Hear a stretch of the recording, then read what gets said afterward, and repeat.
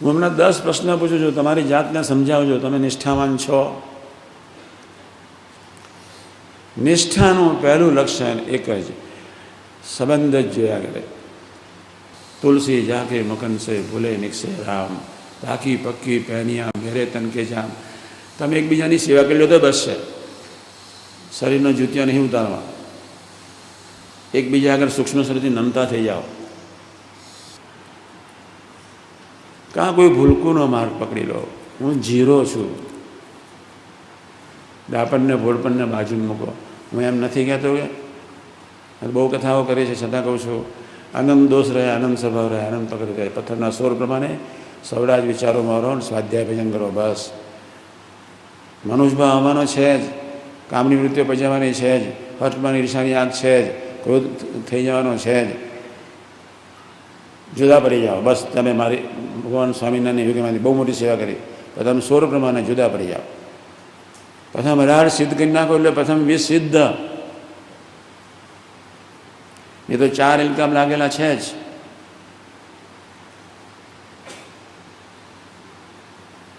તમે કહી શકશો ખરેખર આત્મીયતાથી અરસપરસ વાતો કરી શકો છો,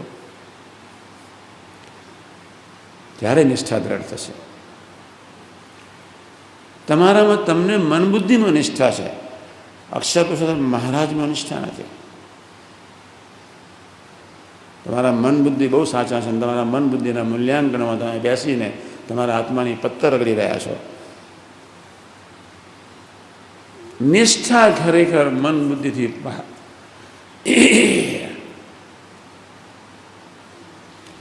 મન બુદ્ધિથી પારની હોય. સ્વધર્મને સ્વરદભાવ સહજ બની જાય. નિષ્ઠાવાળાને જ પોતાના સમ્યક દોષનું દર્શન હોય. નિષ્ઠાવાળો ક્યારે વાટવામાં લસોટવામાં સમજે જ નહીં. નિષ્ઠાવાન પોતાના આત્માને સંત તરફ નજર રાખીને દોડતું જ હોય. નિષ્ઠાવાન બીજાને રાજી કરવા જજુમે જ નહીં. નિષ્ઠાવાન જ પ્રભુના વરે જજુમે. પોતાનો આત્મા સુખી થાય એવી એક અદાથી, મિયાજી દત્તાજીની અદાથી નિષ્ઠાવાન સેવા કરી શકે. નિષ્ઠાવાન સત્સંગ આખું બ્રહ્માંડ થઈ જાય. આખું બ્રહ્માંડમાં સત્સંગ વધી જાય અને બાજુ ધરતીકંપ થઈ જાય. આખો બ્રહ્માંડમાં સત્સંગ ઘટી જાય. નિષ્ઠાવાનનું મન રંચ માત્ર વાઇબ્રેટ ન થાય. આમ સામાન્ય પાણીની ઓકીરો પર ન આવે એના હૃદયને વિશે. ચિદાકાશ બધું સરખું. નિષ્ઠાવાન સમલોષ્ટાષ્ટમ કાંચના. નિષ્ઠાવાન સેવક નમીને ચાલે, પૂછીએ, નાનાને પૂછે શું કરીશું. પણ એક રૂમમાં કોઈ લીડર છે તો એના અંગત નજીકના 5-6 જણને મહિને એક વાર તો પૂછે કે મારી ભૂલ દેખાડજે, આપણે ભેગા મળીને દોડવું છે. એનું નિષ્ઠાવાન સેવક કહેવાય. તમારે મને બોલવામાં, મને કહેવામાં સંકોચ નહીં કરવો. ભલે વડીલ રહ્યો પણ તમારે મને કહેવામાં સંકોચ નહીં કરવાનો. એનું નામ નિષ્ઠા. આપણને મન બુદ્ધિમાં જ નિષ્ઠા છે.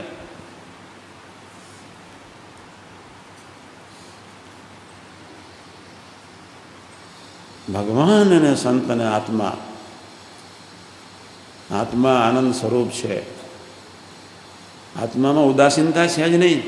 તમારો કરોડો જન્મનો સંસ્કાર છે. આત્મા આનંદ સ્વરૂપ છે, પ્રકાશ સ્વરૂપ, સત્ય સ્વરૂપ છે, ચીદ એટલે પ્રકાશ સ્વરૂપ છે, આનંદ સ્વરૂપ, સચિદાનંદ. એમાં અક્ષરબ્રહ્મનું શરીર છે. બાપ રે બાપ. અને એ આત્માની પવિત્રતા કરતાં અક્ષરબ્રહ્મની પવિત્રતા, નિર્દોષતા, દિવ્યતા અનંત ગણી મોટી છે. એ આપણું શરીર છે. પોતાના દેહમાં વિશ્વાસ. કરોડો ચિત્રો ઉતારી દીધા. દરેક સેકન્ડે તમારું શરીર ક્ષીણ થઈ રહ્યું છે. નોંધી લેજો ડાયરી. સાધુ હરિપ્રસાદ 68 વર્ષના થયા એટલું નથી. તમે પણ વૃદ્ધાશ્રમ તરફ દોડી રહ્યા છો. દરેક સેકન્ડે તમે ક્ષીણ થઈ રહ્યા છો. દરેક સેકન્ડે ક્ષીણ ન થયું તો નિષ્ઠાના બરે જજોમાં બસ.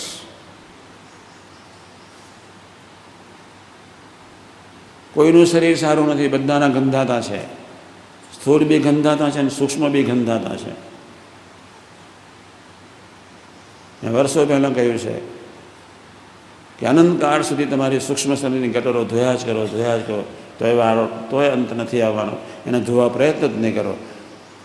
પ્રથમ 16, પ્રથમ 23, મધ્ય 45, જેતલપુર 4, પંચાળા 7, મધ્ય 13 પ્રમાણે સ્વરૂપનિષ્ઠા ધ્યેય રાખીને દોડી જાઓ. સૂક્ષ્મ શરીરના કચરાની કિંચિત કિંચા કરે અને નિષ્ઠાની કોઈ ખબર જ નથી. નિષ્ઠાવાન સૂક્ષ્મ શરીરના કચરાની ચિંતા જ ન કરે. નિષ્ઠાવાન સૂક્ષ્મ શરીરનો કચરો પોતાનો માને જ નહીં. નિષ્ઠાવાન સૂક્ષ્મ શરીરના કચરાથી ઉદાસ ન થાય. નિષ્ઠાવાન સૂક્ષ્મ શરીરના કચરાને ભાયાપુરાના પ્રસંગ પ્રમાણે આમ અડસેલી મૂકે. ભાયાપુરાનો પ્રસંગ યાદ છે જ, બિચારા બોલી શકતા નહીં, વળતા નથી એટલે શું બોલે.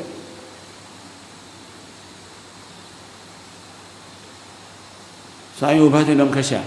મને કે આ રચકીઓનો બધી મને નડી હસી પડ્યા. સ્વામી કે સૂક્ષ્મ શરીરના સંકલ્પ વિકલ્પ આવા માનવા. કેવા ભવ્યાતીત ભવ્ય સ્વરૂપ. આ દેહ અને 51 ભૂતના આપણે કોઈ સંબંધ નથી. તમે તમારા દેહને પોતાનું સ્વરૂપ માનો છો એમાં જ મોટી માથાકૂટ છે. સૂક્ષ્મ શરીરને પોતાનું માનો છો એમાં જ મોટી માથાકૂટ છે. કાં ભૂલકુની અદાથી જીવી જાઓ, કાં નિજાત્માના ભ્રમરૂપના ભાવથી જીવી જાઓ. કેટલી કથા કરી છે, બહાર નહીં રહેતા તમે લોકો. બહુ સરસ વાત લખું છું, બોલું છું. સર્વે સાંભળો. આજે તો અમારે જેમ છે તેમ વાત કરવી છે. પહેલો નંબર, જે ભગવાનને ભજવા એથી બીજી મોટી વાત નથી. કાં જે ભગવાનનું કર્યું સર્વે થાય, આ એક વાત છે. એથી બીજી અગત્યની વાત કરું છું. અને મહેનત કરીને મરી જાય છે તો પણ એ દરિદ્ર જેવો રહે છે, તો એનું તો એમ જ છે. એને ભગવાન ભજવામાં જેટલી કસર છે તેટલી તેની સર્વક્રિયાની વિશે બરકત આવતી નથી. ભગવાનને તો એનું સારું જ કરવું છે. આ બીજો મુદ્દો. જે સૂડીનું દુઃખ હશે તે ભગવાન પોતાના આશ્રિતજનનું કાંટે કરીને ટાળતા હશે. અમે તો જાણીએ છીએ જે સત્સંગીને તો એક વિષયમાં પીડા થતી હોય, અમને 1000 ગણી આવો. તમારા સ્થૂળનું દુઃખ ને સૂક્ષ્મનું દુઃખ બધું માથે લઈ લઈશ. હડસેલો બસ.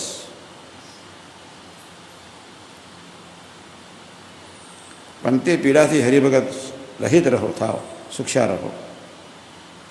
એમ અમે રામાનંદ સ્વામી આગળ માગ્યું છે. હવે એથી મોસ્ટ ઇમ્પોર્ટન્ટ માટે અમારી તો નજર એવી છે જે સર્વેનું સારું થાવ અને ભગવાનને વિશે જીવના મનની વૃત્તિને રાખવાનો ઉપાય નિરંતર કરીએ છીએ.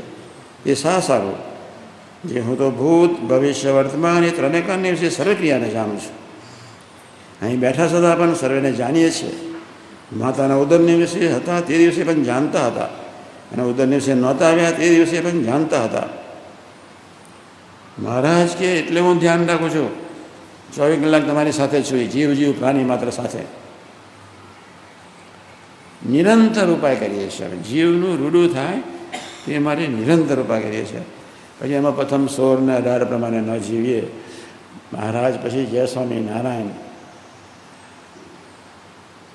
પછી રોગ મૂકે. કોઈ માર્ગ નથી. આપણે ભૂલકું થવું છે એટલે મહેનત કરું છું.